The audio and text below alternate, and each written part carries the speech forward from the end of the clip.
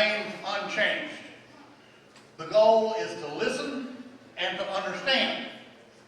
And to do that, it means that we have to be willing to share our ideas, and we have to be willing to listen to the ideas of others. That's what this meeting is about, and that's what we hope that you'll be willing to do. Now, we plan to follow a format similar to what we did at our last meeting. People there took the number and they had an opportunity to speak, and others had an opportunity to listen. And then on a more abbreviated basis, there was an opportunity for people to respond. Those responses are not intended to be combative or argumentative, neither is the tone of any of these. But it is intended to correct, to amplify, to clarify any object that is before the group. Now let me tell you folks, I need your cooperation tonight because we're dealing with a very important topic, and even more so, we're dealing with a very emotional topic.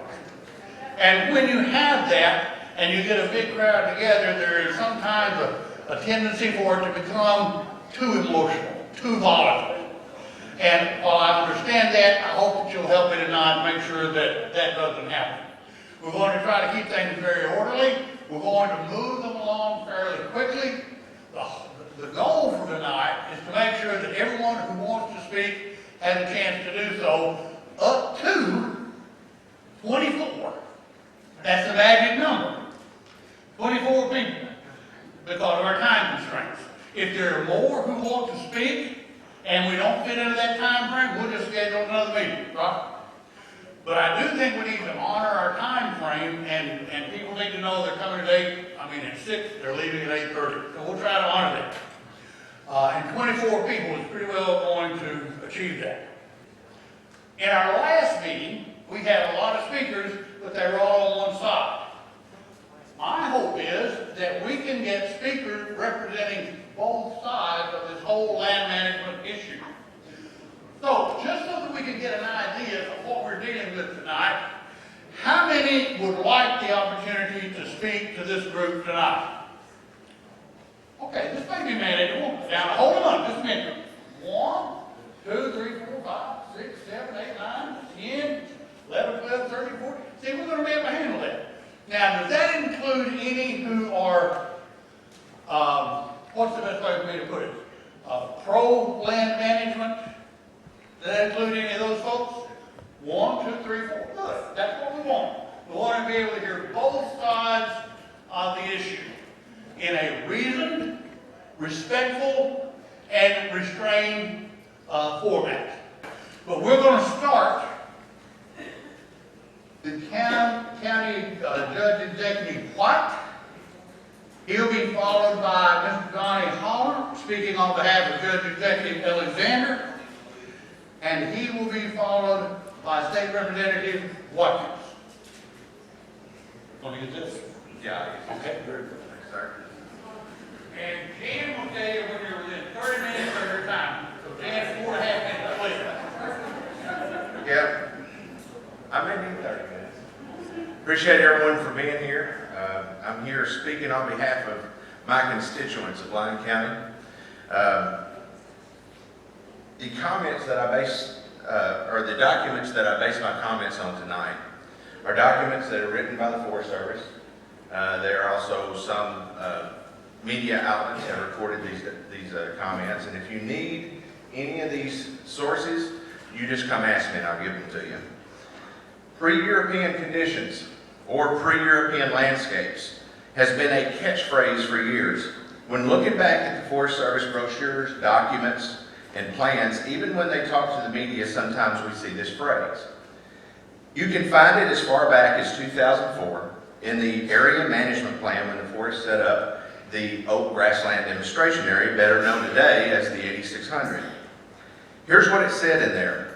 The focus of these areas is to restore upland vegetation to the conditions approximating these found at the time of the European settlement. Now, what does European or pre-European or European settlement landscapes look like? Well, they look like the 8600. If you've been able to go out there and see it, you know what I'm talking about. If you haven't, we're having a tour. June 28th, 3 p.m., meet at the North Welcome Station, and we'll take you through there. Pre-European landscapes are described by the Forest Service as oak grasslands, oak woodlands, barrens, savannas, and prairies. To create a pre-European landscape, they thin the trees, then use prescribed fire for multiple years, over and over, until they hopefully will get native grasses growing up in amongst those trees. Lately, I don't hear the term pre-European as much as I did at the first. I hear words like health of the forest, land treatments, ice storm, restoration, timber treatments. Those are the kinds of terms that are out there now. They're floating around everywhere. Anytime you hear these words, just know they're describing the same experiment that's taking place in the 8600. And the 8600, so far, doesn't have a success story yet. Here's a sampling. Around 2009, the Forest Service and LBL, or at LBL, wrote a document called a Landscape Restoration of Land Between the Lakes National Recreation Area in order to apply for a competitive grant through the USFS Region 8. The point of this landscape restoration document was to apply for funding so landscape change on a large scale could take place more quickly in LBL. Fortunately, they didn't get the funding, so this didn't happen. But I believe that they're moving forward with the same plan. The very first page of this restoration plan says this, quote, by the creation of grasslands, barrens, savannas, and woodlands on a landscape scale, by restoring all of LBL within a relatively short period of time, we can physically demonstrate to the public what ecological restoration and maintenance of a landscape looks like and what it costs. Now, speaking of what it costs, in that document, they laid out what their funding needs would be for the next 10 years to do this landscape restoration. It was $9.9 million for that landscape restoration. Think of what $9.9 million could do in land between the lakes with recreation, to our roads, to our campgrounds that need repairs. And the $9.9 million only paid for the initial landscape change. It didn't pay for what's coming over the next 20 years to continue this and to continue to make it look the way that they're seeking it to look. It goes on page 2. It says, strategically, we have scattered land treatments in the north and south of LBL. We will use additional land treatments in these areas to block up our existing treatments. Once this is done, we will work to connect these large blocks. LBL has 42,000 acres of core areas. Most of the remaining 130,000 will be treated over time to provide the components of the mosaic. Sounds pretty large. In February 2013, the Forest Service put together a slideshow. They showed it at the NWTF conference in Nashville. It was basically to show what was going on. 2 of the slides had this quote, quote, work with partners to create larger blocks, landscape scale, 10,000 plus acres of areas comprised of open woodlands and grasses by the use of prescribed fire and thinning.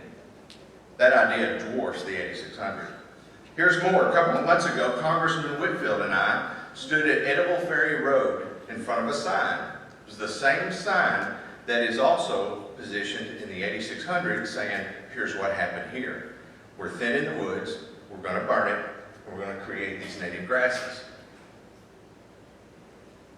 Then came the Pisgah Bay project, right across the road from the Edible Ferry project, which calls for 4,469 acres of thinning trees using mechanical and non-mechanical means, including herbicide use. The Pisgah Bay project is further discussed at a field seminar led by Dennis Wilson. The Katie's Record article covered the event on May 28, 2014. Quote, the seminar, which lasted all morning, tied into LBL's Pisgah Bay project, a project to work with 5,160 acres inside LBL to return it to pre-European conditions. Another quote from WKMS on June 10, 2014. Project leader Dennis Wilson says the CUP will encourage the development of mature oak hickory woodlands, bringing the forest back to pre-European conditions. The problem is clear. Landscape change, in my opinion, is underway. And my fight is not whether there's too much logging, not enough, whatever. or not enough burning or whatever. My fight is basically, I don't think we're getting the straight facts. I believe that things are being said about this landscape change using different terminology, and it's confusing the public. Remember that sign that me and the congressman I mentioned earlier? That sign's been taken away. Dennis Wilson was quoted by Austin Ramsey in the Murray Ledger and Times. He said, after a short drive north to Edible Ferry and Paradise Road, Wilson stands, eyes pointed skyward, to a canopy of trees interspersed with pockets of blue sky. Contractors in DeMumbers Bay are finishing up a little more than 800 acres of thinning projects to log off weaker trees and invasive loblolly pines for the health of the forest. He said, this is my bridge. This is the construction zone. It's part of what Wilson calls an oak woodland. As you remember, oak woodlands are part of the pre-European. He goes on to say, where many of the trees in land between the lakes, 100,000 acres of forested land are dangerously mismanaged, densely packed, and overgrown with brush, the Forest Service is using pre-approved management tools to bring back to return the forest landscape predating European settlers. That was said. But then we get other comments from Dennis. No work is being done to convert areas of LBL into oak grasslands outside the 8600 demonstration area. We're getting different comments like that. And here's my question. There's plenty of evidence that the Forest Service is in the effort to create large-scale landscape change to expand pre-European landscapes to Old Edible Ferry, Paradise, DeMumbers Bay, Pisgah Bay, and possibly others down the road that we don't know about. This debate has gone on long enough, and people need consistent terminology. I won't stand by and watch new terms be added to the same tactics on the ground. So here's my question. Are you, the Forest Service, willing to admit tonight in front of these citizens and the media that the Forest Service is in fact creating landscape change to Edible Ferry Road, to Paradise Road, DeMumbers Bay, and the planned Pisgah Bay project into pre-European style landscapes by thinning the forest and burning it for years to come? Is landscape change your goal? Okay. Hear me? Thank you very much. I don't know if James, James either dozed off or watch stopped. I don't know which one. Okay, you can take his 3 minutes. Go ahead. Well, I've asked a question, so if you'd like to... Well, go ahead, Judge, and finish your presentation, and then we'll go ahead. Well, that'll be good.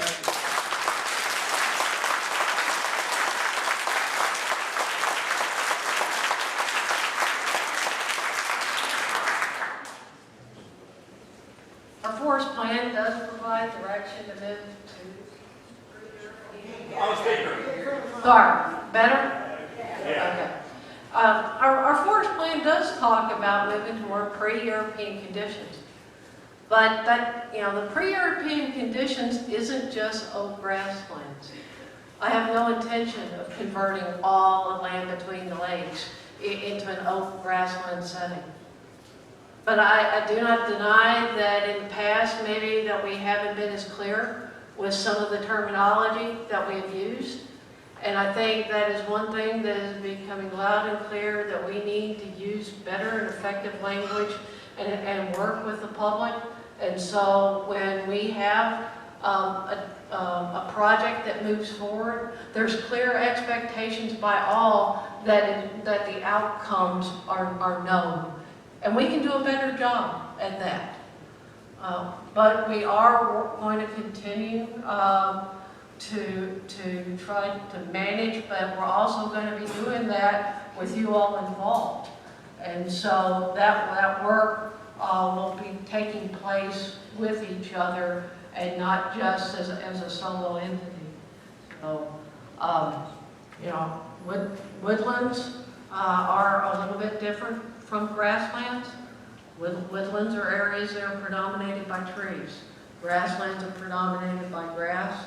And if you all can help me to better understand when we're not clear, I'm more than happy to work with you to make sure you all fully understand and involved in our process moving forward.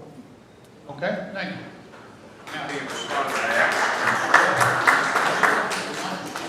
I'm going to use that man's 3 minutes right there. 3 minutes, that's it. Time to- I'm glad you brought it up about the oak woodlands. Can everybody get an extra 3 minutes? Everybody what? Get an extra 3 minutes? We know the rules coming in. Yeah, you get I'm trying to defer to our elected leaders, but I do expect them to respect Well- our rules. She brought up something that I need to respond to, and you said there would be a 1 minute response. I'd really rather that we had Judge Alexander. Sir, is this a listening session or what?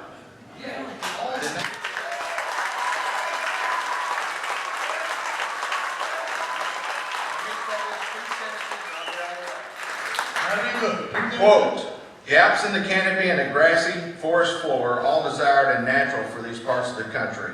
Oak and hickory species are preferred, and Wilson said usually between 40 to 60 trees per acre is a good oak woodland. He also was quoted in the same paper as saying 30 to 40 trees make a good oak grassland. But he also says mortality during burns will cause him to usually leave a few more. So if you have 41 trees, that's a good oak woodland. If you burn it too hot and you have 39 trees, it's a good oak grassland. That's the only difference between those two. It's all pre-European settlement conditions. Okay, thank you.